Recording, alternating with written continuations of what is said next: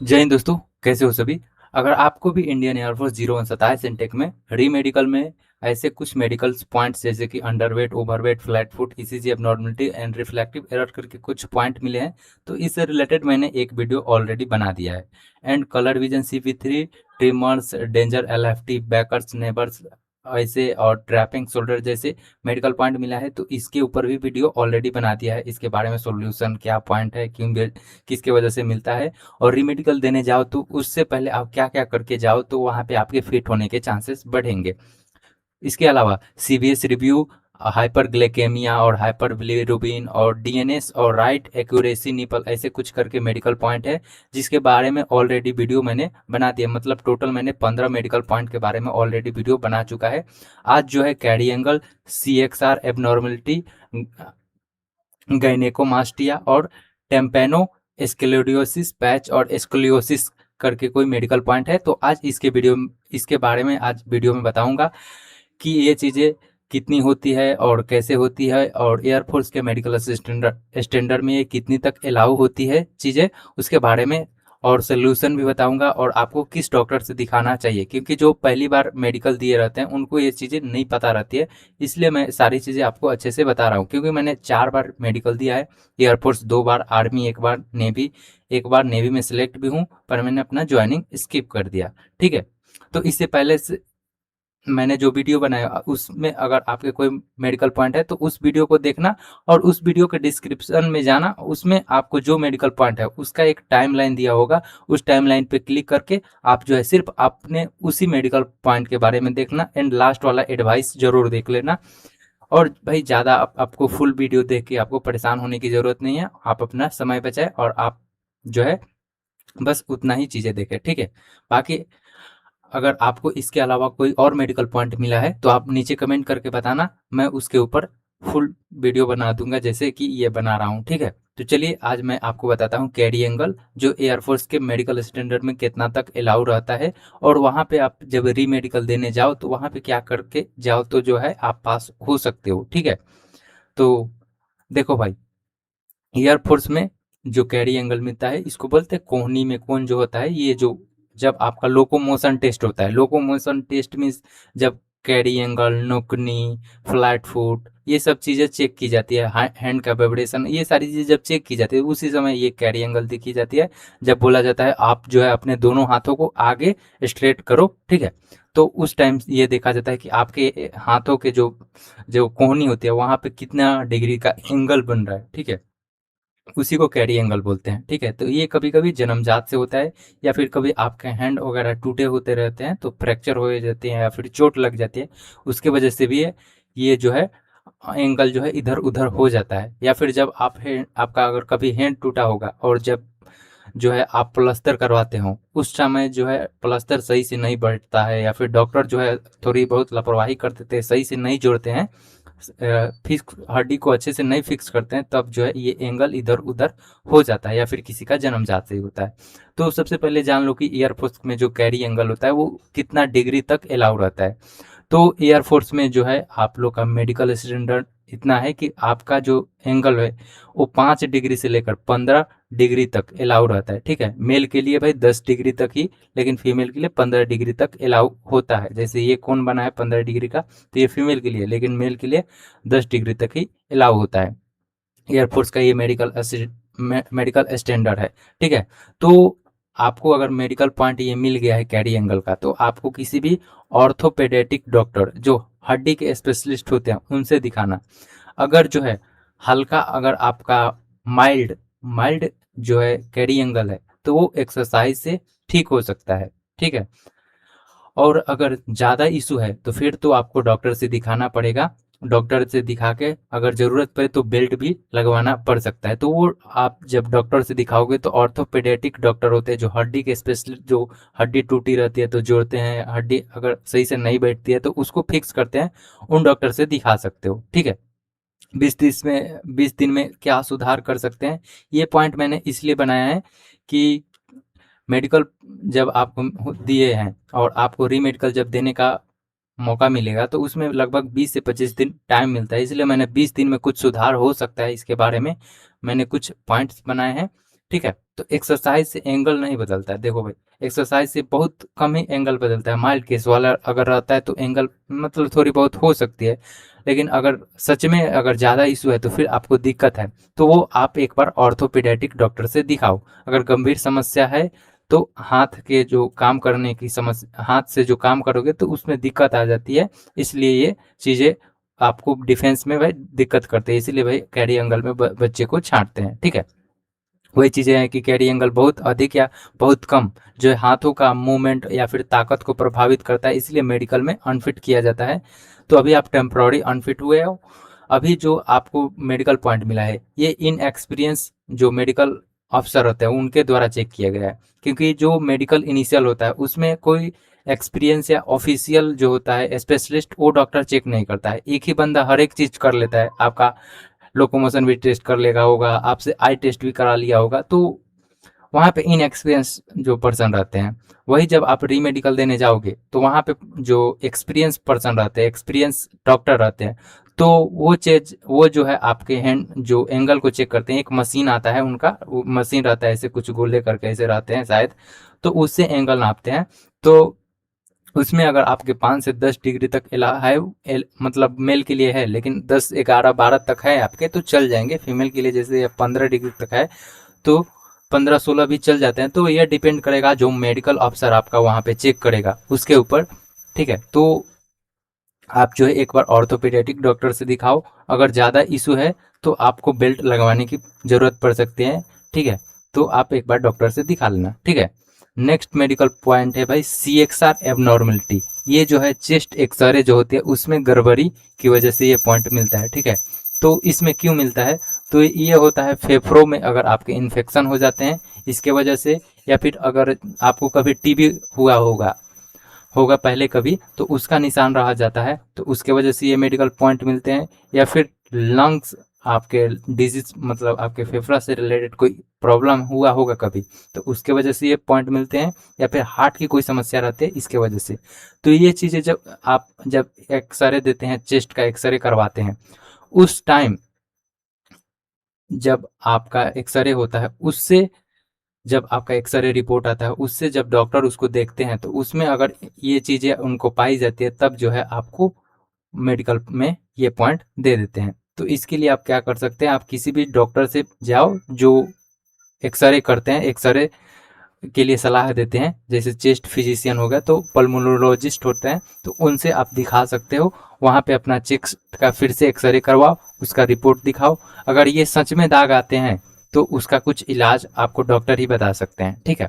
या फिर आप घर पे कोई स्मोकिंग वगैरह चीज़ें करते हैं तो उसको आपको छोड़ना पड़ेगा, उसको तभी जो है आप इसमें फिट हो सकते हो। या फिर आप ज़्यादातर धूल और धुएं में रहते हैं तो उससे बचना होगा, आपको पौष्टिक भोजन करना होगा, तब जो है आप इसमें सुधार कुछ कर सकते हैं। ठीक है।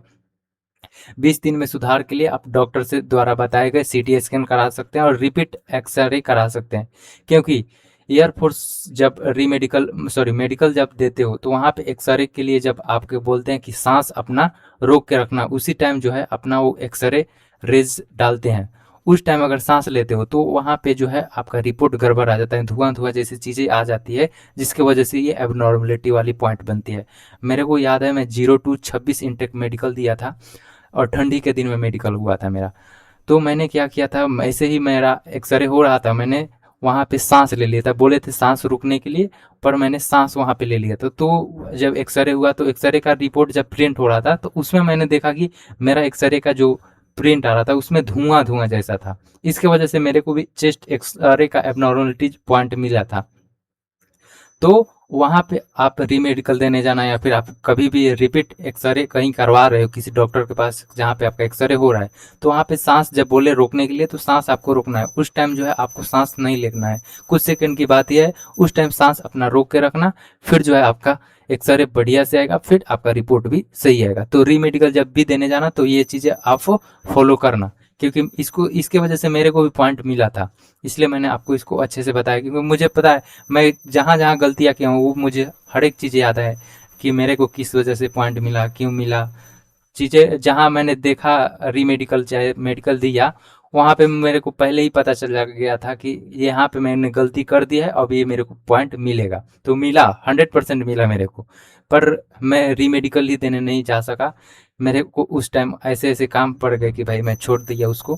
पर आप लोग को भाई एक बार डॉक्टर से दिखा लेना, रिपीट एक्सरे करा लेना, अगर ज़रूरत पड़े तो सीटी स्कैन भी करा सकते हो। अगर नॉर्मल इशू है तो वो चल जाएगा। डॉक्टर अगर दवा वगैरह से चलने लायक होगा तो दवा वगैरह से वो ठीक हो सकता है, ठीक है। फिर आप लोग जो है आराम से जाना, वहाँ पे आप फिट हो सकते हो, ठीक है भाई।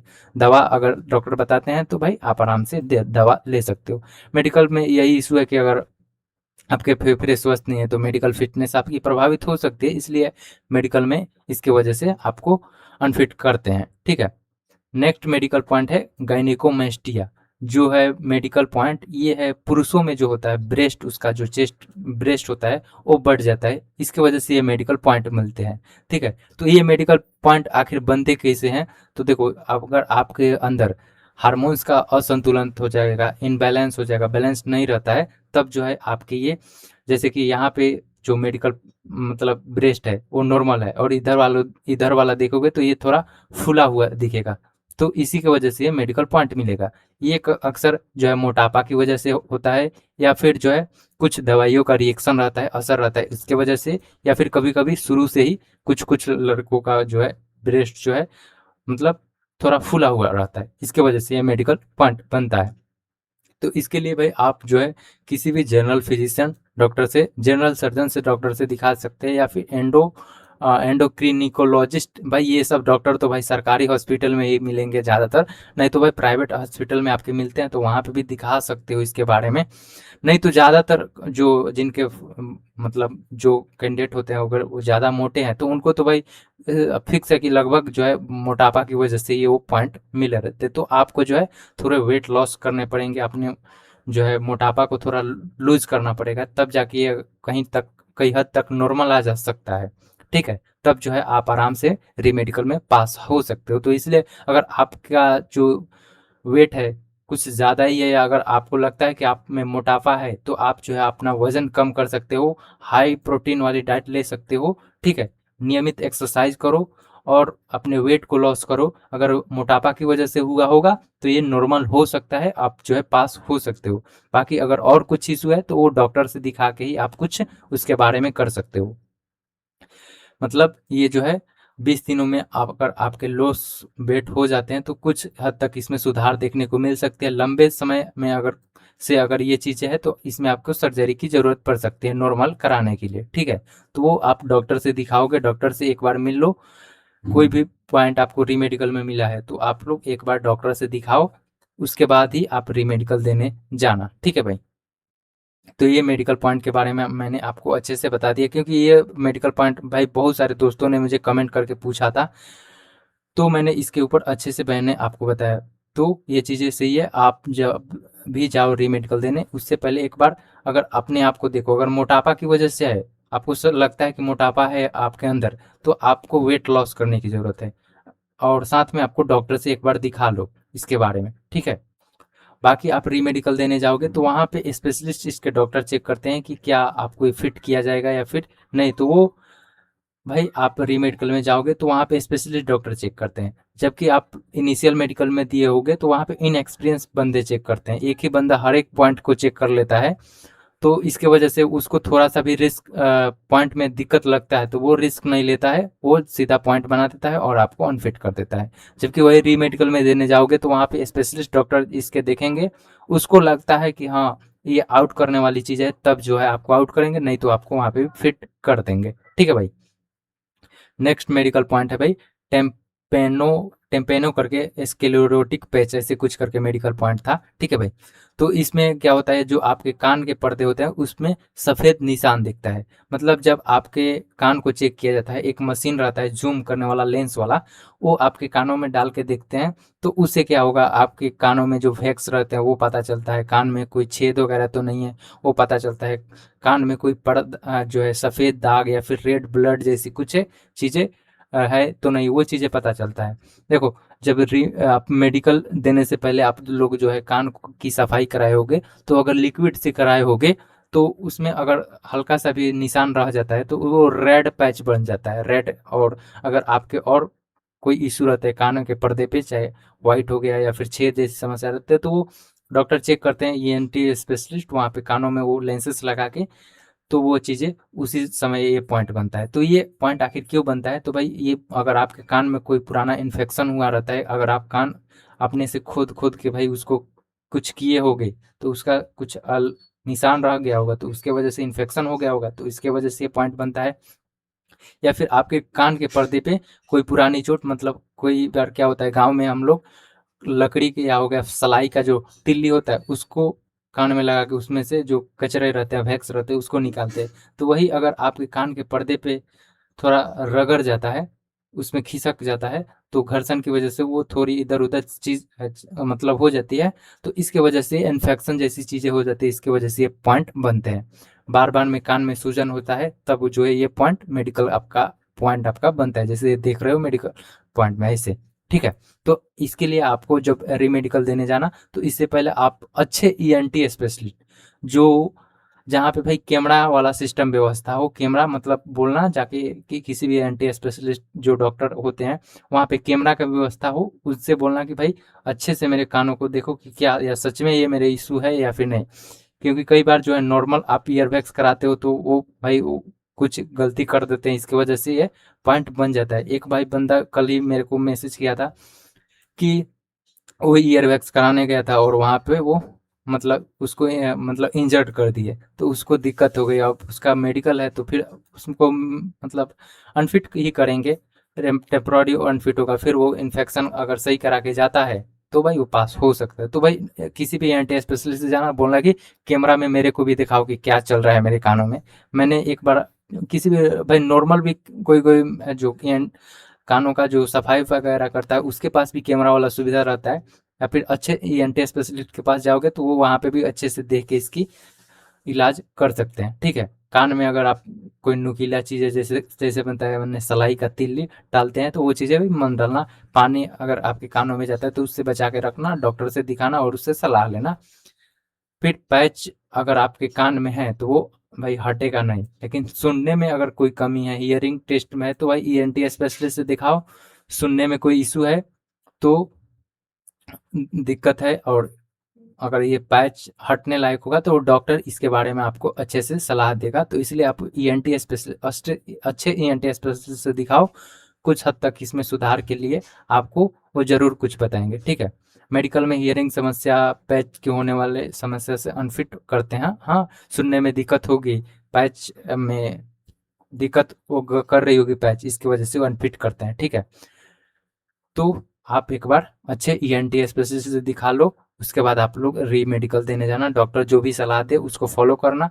अगर इसमें कुछ सुधार हो सकता है तो आप वहाँ पे पास हो सकते हो। वहाँ पे एक्सपीरियंस टीच जो है डॉक्टर चेक करेंगे इसको, और वो मेडिकल आपका रिपोर्ट चेक कर लेंगे, उसके बाद आपका फाइनल डिसीजन लेंगे कि आप फिट हो सकते हो या फिर अनफिट, ठीक है?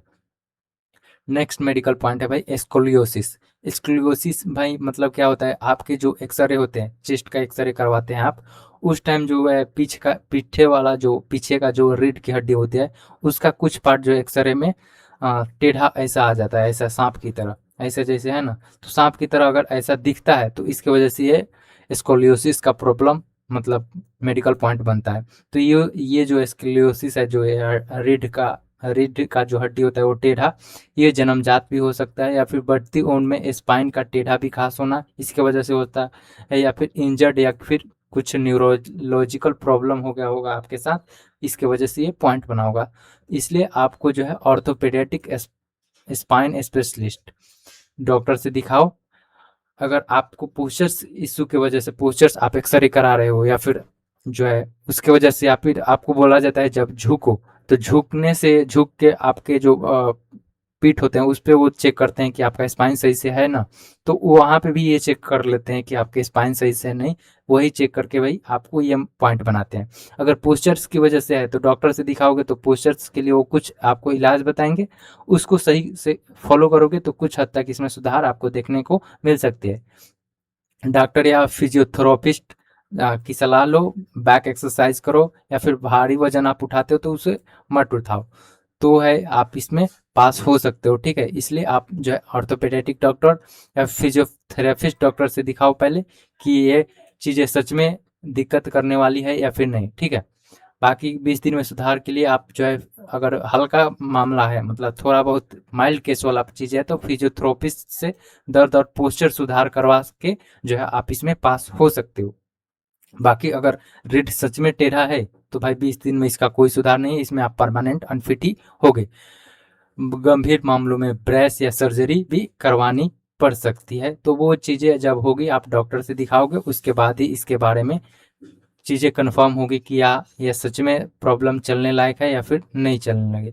ये मेडिकल समस्याएं मतलब डिफेंस में किस लिए पॉइंट बनाए जाते हैं कि स्पाइन और कब्ज जो है मेडिकल सीमा से अधिक है, इसे दौड़ने उठने या फिर संभालने जो है शारीरिक आप कार्य करते हैं तो उसमें वो सारी चीज़ें डिस्टर्ब होती है, इसलिए मेडिकल पॉइंट आपके बनाए जाते हैं। तो आपको पहले डॉक्टर से दिखाना है। डॉक्टर इसको अगर पोस्चर्स इशू है तो पोस्चर्स के लिए एक्सरसाइज वगैरह करोगे, उसको फॉलो करके जाओगे तो पास हो जाओगे। अगर और भी सीरियस इशू है तो भाई डॉक्टर इसके बारे में और सलाह इसके बारे में और देगा, उसको फॉलो करना पड़ेगा। आपको सर्जरी की ज़रूरत पड़ेगी तो सर्जरी भी करवानी पड़ सकती है। हाँ, तो भाई जितने भी मेडिकल पॉइंट थे सबके बारे में अच्छे से बताया। वहाँ पे रीमेडिकल देने जाने से पहले जितनी भी चीज़ें मैंने बताया, हर एक मेडिकल पॉइंट के बारे में उसको फॉलो करना। अगर पॉसिबल है तो डॉक्टर से दिखा लो। पैसे अगर आपके पास भाई कमी है तो भाई आप सरकारी हॉस्पिटल में एक बार जाओ, वहाँ से भी हो जाती है, पर वहाँ पे थोड़ा आपको टाइम देना पड़ेगा, दौड़ना पड़ सकता है, तो वो चीज़ें फॉलो कर सकते हो। उसके बाद वहाँ से दिखाओ, फिर रीमेडिकल जब देने जाना तो चीज़ें को ध्यान में देना। जब चीज़ें चेक हो रही हो उसमें मैंने जितनी भी चीज़ें बताई कि कैसे कैसे क्या होता है, उस चीज़ों को ध्यान में रखना, ठीक है। वो चीज़ें करोगे तो कुछ हद तक अगर मतलब थोड़ी बहुत इशू होने वाली होगी, जो गलती आप अगर आप इनिशियल में किए होगे तो वो आप रीमेडिकल के टाइम ना करें और जो है आप पास हो सकते हो, ठीक है। तो जो भी चीज़ें मैंने बताया हर एक पॉइंट में उसको ध्यान रखना, और जब वहाँ पे पॉइंट चेक हो तो अच्छे से नर्वस फील मत करना, रिलैक्स रहना, कॉन्फिडेंट रहना कि हाँ मेरा पॉइंट क्लियर हो सकता है, क्योंकि भाई मेडिकल में जो है 70 to 80% आपके पॉइंट क्लियर हो जाते हैं, ठीक है। वहाँ पे कोई इनएक्सपीरियंस्ड अफसर नहीं रहते, वहाँ पे जो भी अफसर आपके पॉइंट चेक करेंगे वो स्किल्ड रहेंगे, उसके बारे में उसको अच्छे से नॉलेज है। जो भी पॉइंट आपको मिले हैं तो उससे उनमें जो भी जो मेडिकल स्टैंडर्ड होता है एयरफोर्स का वो चलने लायक होगा, तो वो खुद पास कर देते, क्योंकि वो भी चाहते हैं कि ज़्यादा से ज़्यादा कैंडिडेट को पास किया जाए।